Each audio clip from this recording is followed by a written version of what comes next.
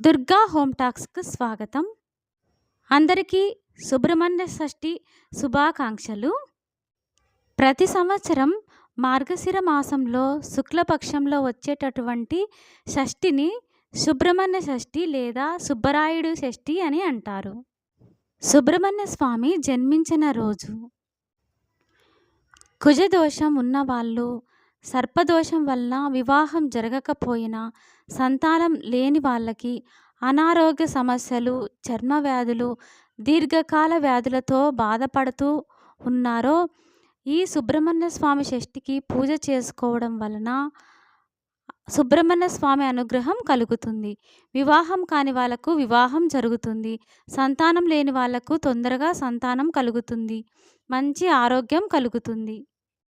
ఈ ముగ్గు పైన దీపాలను వెలిగించి 6 దీపాలను వెలిగించి స్వామికి పూజ చేసుకోవాలి.